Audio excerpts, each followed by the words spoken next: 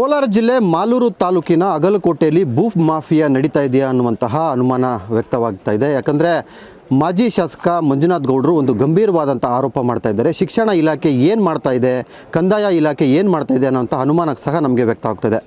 ಏನೋ ವಿಚಾರ ಅಂತೇಳಿ ಖುದ್ದು ಮಂಜುನಾಥ್ ಗೌಡರು ನಮ್ಮ ಜೊತೆಗಿದ್ದಾರೆ, ಮಾತಾಡೋಣ. ಸರ್, ಅಗಲಕೋಟೆ ಆ ಒಂದು ಇದರಲ್ಲಿ 50 ಕೋಟಿ ಬೆಲೆ 50 ಎಕರೆ ಬೆಲೆ ಬಾಳುವಂಥ ಆಸ್ತಿ ಹೋಗಿದೆ ಅನ್ನುವಂಥದ್ದು ಹೇಳ್ತಾ ಇದ್ದಾರೆ. ಏನು ಸರ್ ಅದು ವಿಚಾರ? ಇದು 50 ಎಕರೆ ಜಮೀನು ಎಜುಕೇಷನ್ ಡಿಪಾರ್ಟ್ಮೆಂಟ್ಗೆ ಸೇರಬೇಕಾದ ಜಮೀನ ಖಾಸಗಿಯವರು ರೆಕಾರ್ಡ್ಸ್ ಕ್ರಿಯೇಟ್ ಮಾಡಿ ಮಾರ್ಕೊಂಬಿಟ್ಟಿದ್ದಾರೆ, ಕನ್ವರ್ಷನ್ ಮಾಡಿ ಮಾರಿದ್ದಾರೆ. ಅದು ನಮಗೆ ಲೇಟಾಗಿ ಗಮನಕ್ಕೆ ಬರುತ್ತೆ. ಊರವರೆಲ್ಲ ಎಚ್ಚೆತ್ಕೊಂಡ್ಮೇಲೆ 1955ನೇ ಇಸ್ವಿಲಿ ಶ್ರೀನಿವಾಸಲು ಅನ್ನೋರು ರಿಜಿಸ್ಟರ್ಡ್ ಗಿಫ್ಟ್ ಡೀಡ್ ಮಾಡಿರ್ತಾರೆ. ಅದನ್ನು ಮರೆಮಾಚಿ ಇವರೇ ಡೂಪ್ಲಿಕೇಟ್ ರೆಕಾರ್ಡ್ಸ್ ಕ್ರಿಯೇಟ್ ಮಾಡ್ಕೊಂಡಿರುತ್ತೆ ಜಮೀನು. ಇದೆಲ್ಲ ಇವಾಗ ಜಗಜ್ಜಾಹಿರ ಆಗಿಬಿಟ್ಟಿದೆ, ಎಲ್ಲರ ಗಮನಕ್ಕೂ ಬಂದಿದೆ.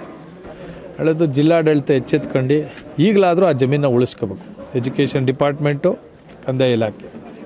ಇದಕ್ಕೆ 55ನೇ ಇಸ್ವಿಯಿಂದ ಇದುವರೆಗೂ ಕೂಡ ಶಿಕ್ಷಣ ಇಲಾಖೆ ಅದನ್ನು ತನ್ನ ಹೆಸರಿಗೆ ಮಾಡ್ಕೊಂಡಿಲ್ಲ ಅಂದರೆ ಯಾರ್ದು ತಪ್ಪು ಅಂತ ಅನಿಸುತ್ತೆ ಅಲ್ಲಿಗೆ? ಶಿಕ್ಷಣ ಇಲಾಖೆ ತಪ್ಪಲ್ಲ. ತುಂಬ ಸಲ ಅವರು ಲೆಟರ್ಸ್ ಬರೆದಿದ್ದಾರೆ, ಕರೆಸ್ಪಾಂಡೆನ್ಸ್ ಲೆಟರ್ಸು ತಹಸೀಲ್ದಾರ್ ಅವ್ರಿಗೆ ಎಲ್ಲರಿಗೂ ಬರೆದಿದ್ದಾರೆ. ಸಬ್ ರಿಜಿಸ್ಟರ್ಗೆ ಪರಬಾರೆ ಮಾಡಿಕೊಡ್ದು ಅಂತ ಕೂಡ ಲೆಟರ್ಸ್ ಬರೆದಿದ್ದಾರೆ. ಯಾಕೋ ಇವರೆಲ್ಲ ಶಾಮೀಲಾಗಿ ಅದನ್ನು ಮರೆಮಾಚಿ ಈ ಬಂಡವಾಳಶಾಹಿಗಳ ಜೊತೆ ನಿಂತ್ಕೊಬಿಟ್ಟಿದ್ದಾರೆ. ಅವರು ಕೆಲವು ಬೋಗಸ್ ದಾಖಲೆಗಳು ಸೃಷ್ಟಿ ಮಾಡಿ ಅದೇನೋ ಅಬಾಲಿಷನ್, ಇದು ಇನಾಮ್ ಅಬಾಲಿಷನ್ ಆರ್ಡ್ರು ಅಂತೆಲ್ಲ ಇನ್ಸರ್ಟ್ ಮಾಡಿರೋದನ್ನ ಅವ್ರಿಗೂ ಗೊತ್ತಿದೆ, ಅದು ಡೂಪ್ಲಿಕೇಟ್ ರೆಕಾರ್ಡ್ಸ್ ಅಂತ. ತೋರಿಕೆಗೆ ಅದನ್ನು ತೋರಿಸಿ ಖಾತೆಗಳು ಇವ್ರ ಹೆಸರು ಮಾಡಿಬಿಟ್ಟಿದ್ದಾರೆ. ಶ್ರೀನಿವಾಸಲು ಅನ್ನೋರು ದಾನ ಮಾಡಿದ್ದಾರೆ ಅಂತ ತಾವು ಹೇಳ್ತಾ ಇದ್ದೀರಾ.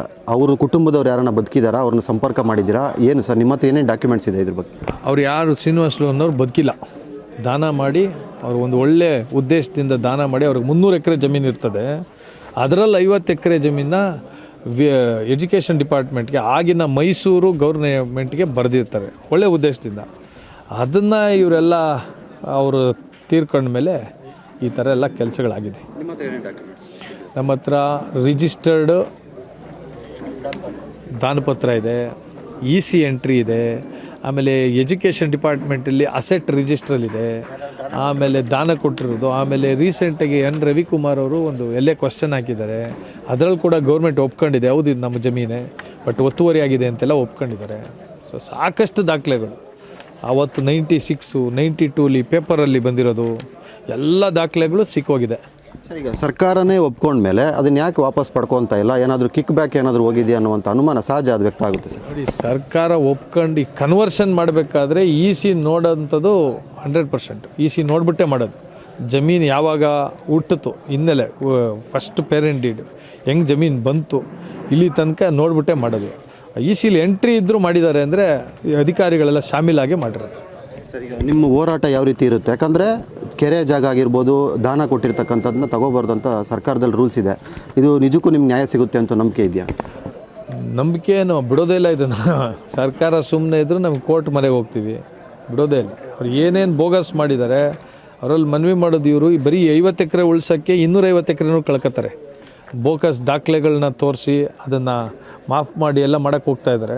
ಏನಾದರೆ ಎಲ್ಲ ಜಮೀನು ಸುಮ್ಮನೆ 300 ಎಕರೆ ಸರ್ಕಾರಕ್ಕೆ ಬರ್ತದೆ. ಅಧಿಕಾರಿಗಳು ಯಾರ್ಯಾರು ಲೋಪ ಮಾಡಿದ್ದಾರೆ ಹಾಗೆ ಪೂರ್ತಿಯಿಂದ ಬಂದುಬಿಟ್ಟಿದ್ದಾರೆ. ಹೆಸರುಗಳು ಹೆಂಗೆ ಹೇಳೋದು? 55 ಈಗ ರೀಸೆಂಟಾಗಿ ಅವರಿಗೆ ಖಾತೆ ಮಾಡ್ಕೊಂಡಿದ್ದಾರೆ. 3 ತಿಂಗಳ ಹಿಂದೆ ಕೂಡ ಒಬ್ಬರು ಕೈ ಬದಲಾವಣೆ ಆಗಿದೆ. ಸೊ ಈ ಸಂದರ್ಭದಲ್ಲಿ ಆ ವಿಚಾರ ಗೊತ್ತಿದ್ರು ಯಾರು ಮರೆಮಾಚಿ ಮಾಡಿಕೊಟ್ಟಿದ್ದಾರೆ ಅಂತ ಇಲ್ಲಿನ ತಹಸೀಲ್ದಾರು DC ಅವ್ರ ಗಮನಕ್ಕೆ ಏನೇನು ತಂದಿದ್ದಾರೋ ಗೊತ್ತಿಲ್ಲ. ಕನ್ವರ್ಷನೇ ಆಗಬಾರ್ದಾಗಿತ್ತು, ಅದು ಹೆಂಗಾಯಿತು? ಈಗಿನ ತಹಸೀಲ್ದಾರ್ ಅವ್ರಿಗೆ ಯಾರೋ ಅರ್ಜಿ ಕೊಟ್ಟಿದ್ದಾರಂತೆ, ನಂಗೆ ಇನ್ನೂ ಗೊತ್ತಿಲ್ಲ, ಖಾತೆ ಮಾಡಬಾರ್ದು ಅಂತೇಳಿ. ಅಂತೂ ಮಾಡಿದರೆ ತಪ್ಪು, ಅವರು ಶಿಕ್ಷೆಗೆ ಒಳಪಡ್ತಾರೆ. ಸೊ ಏನಾಗಬೇಕು ಅಂತ ಏನು ಬೇಡ, ಇದು ರಾಜಕೀಯದ ಕೆಸಾಟನೇ ಬೇಡ. ಇದರಲ್ಲಿ 50 ಎಕರೆ 26 ಗುಂಟೆ ವಾಪಸ್ಸು ಗಿಫ್ಟ್ ಡೀಡ್ ಪ್ರಕಾರ ಶಿಕ್ಷಣ ಇಲಾಖೆಗೆ ವರ್ಗಾವಣೆ ಆಗಬೇಕು. ಆಮೇಲೆ ಏನಾದರೂ ಅದ್ರ ಮೇಲೆ ಕ್ಲೇಮ್ಸ್ ಇದ್ದರೆ ಅವ್ರು ಕೋರ್ಟಲ್ಲಿ ಹೋಗಿ ಕ್ಲೇಮ್ ಮಾಡ್ಕೊಳ್ಳಿ. ಡಾಕ್ಯುಮೆಂಟ್ಸ್ ಪ್ರಕಾರ ಆಗಲೇಬೇಕು. ಫಸ್ಟ್ ಮಿಟೇಷನ್ ಆಗಿಬಿಡ್ಬೇಕು. ಆಮೇಲೆ ಏನಾದ್ರು ಇತ್ತಂದರೆ ಕೋರ್ಟಿಗೆ ಬರಲಿ, 300 ಎಕರೆನೂ ಕಳ್ಕೊತಾರೆ ಅವರು. ಇವಾಗ ಯಾರು ತಗೊಂಡಿದ್ದಾರೆ ಸರ್ ಅದು?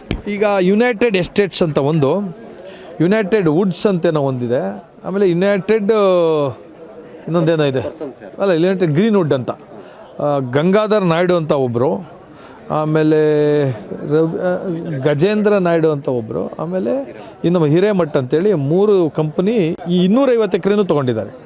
ಅದರಲ್ಲಿ ನಮಗೆ ಈ 50 ಎಕರೆದೇನು ಬರ್ತಾ ಇದೆ ಅಂದರೆ ಗಂಗಾಧರ್ ನಾಯ್ಡು ಅವ್ರ ಹೆಸರು ಬರ್ತಾ ಇದೆ. ಸೊ ಹಾಗಾಗಿ ಅವರು ವಾಪಸ್ ಬೇಕಲ್ಲ, ಅವ್ರದ್ದಾದರೆ ಏನು ವಾಪಸ್ ಕೊಡೋಕ್ಕೆ, ಇದಕ್ಕೆ ಶಿಕ್ಷಣ ಇಲಾಖೆದು ಅವ್ರು ಒಳ್ಳೆ ಮನಸ್ಸಿಂದ ಶ್ರೀರಾಮುಲು ಅವರು ಕೊಟ್ಟಿರೋಂಥದ್ದು. ಅದನ್ನು ಈ ಮರೆಮಾಚಿ ಇವೆಲ್ಲ ಮಾಡಿರೋದಂದರೆ ಅಕ್ಷಮ್ಯ ಅಪರಾಧ. ಇದಿಷ್ಟು ಏನು ಮಾಜಿ ಶಾಸಕರು ಹೇಳ್ತಾ ಇರ್ತಕ್ಕಂಥ ಮಾತು. ಅಂದರೆ ಶಿಕ್ಷಣ ಇಲಾಖೆಗೆ ದಾನ ಕೊಟ್ಟಿರ್ತಕ್ಕಂಥದ್ದನ್ನ ಈ ರೀತಿಯಾಗಿ ಭೂಮಾಫಿಯಾದವರು ತಮ್ಮ ವಶಕ್ಕೆ ಪಡ್ಕೊಂಡ್ರೆ ನಾನು ಬಿಡೋದೇ ಇಲ್ಲ, ಇದನ್ನು ನ್ಯಾಯ ರೀತಿಯಲ್ಲಿ ನಾನು ಬಗೆಹರಿಸ್ತೀನಿ ಅಂತೇಳಿ ಕೂಡ ಹೇಳ್ತಾ ಇದ್ದಾರೆ. ಕ್ಯಾಮ್ರಾ ಪರ್ಸನ್ ಶ್ರೀನಿವಾಸ್ ಜೊತೆ ದೀಪಕ್, ಏಷ್ಯಾನೆಟ್ ಸುವರ್ಣ ನ್ಯೂಸ್, ಕೋಲಾರ.